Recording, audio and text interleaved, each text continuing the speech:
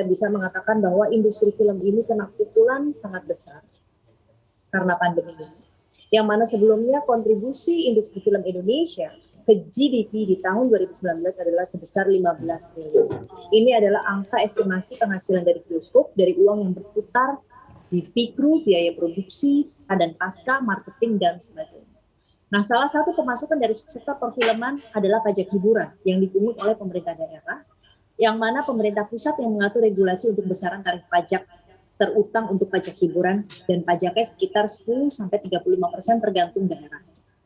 Ya, lalu juga kita mengapresiasi upaya baik daripada pemerintah ya atas pencabutan film dari daftar negatif investasi di 2016 oleh Bapak Presiden pada saat itu membuat penonton ini terus naik ya. Jadi gairahnya itu terasa, pertumbuhan film 20% sejak 2016, tapi sekarang ini bioskop terancam tutup dan produksi juga terhambat, otomatis kita pekerja film khususnya para aktor dan pekerja film yang begitu banyak jumlahnya dari mulai profesional, formal, non-formal yang mengabdikan hidupnya dari hari ke hari hanya dari film seperti itu terpaksa harus kehilangan penghasilannya secara total.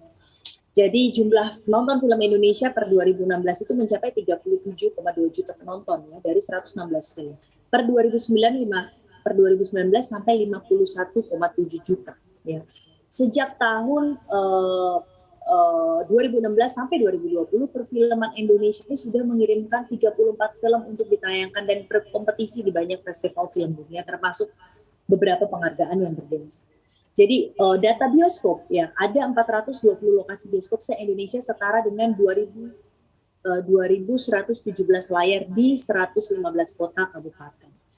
Jadi data-data di atas belum termasuk semakin meluasnya penggiat bioskop. Nah, tidak hanya terpukul pandemi pertama itu ya, terhenti semua pekerjaannya. Kedua juga isu pembajakan.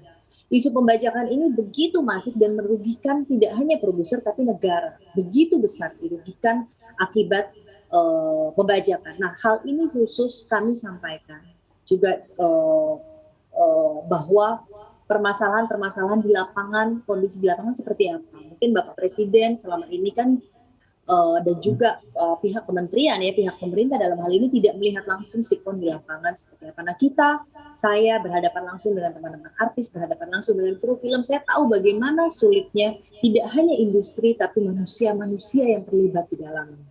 Jadi memang dalam hal ini alhamdulillah kemarin kita bisa berdiskusi langsung, kita sampaikan permasalahan yang ada dan juga kita memberikan usulan yang mudah-mudahan bisa berbuah hasil sebuah kebijakan strategis untuk menyelamatkan industri film.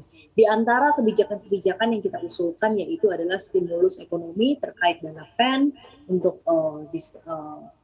subsidi kepada distribusi, produksi juga kampanye untuk menggerakkan masyarakat untuk berani kembali ke bioskop tapi dengan protokol yang ketat. Kita juga make sure bahwa bioskop menyiapkan segala protokolnya, segala teknologi dan lain sebagainya secara teknis ya, dan menjamin bahwa keselamatan bagi penonton yang datang seperti itu. Jadi saya sebagai insan film saya tuh yakin sekali gitu ya, saya tahu betul bahwa film ini adalah juru bicara terbaik bangsa ini. Ya, bagaimana anak-anak bangsa kita mengenal perjalanan peradaban bangsanya, bagaimana mereka mengenal budaya satu sama lain, mencintai dan bangga akan budaya itu lewat film. Jadi film ini adalah sesuatu yang tidak hanya secara ekonomi harus kita jaga, tetapi secara value, kebudayaan, kepentingan bangsa, kepentingan karakter, saya pikir ini kewajiban kita bersama untuk menjaga dan sudah saatnya ini menjadi program film ini menjadi program strategis, investasi strategis pemerintah ke depan.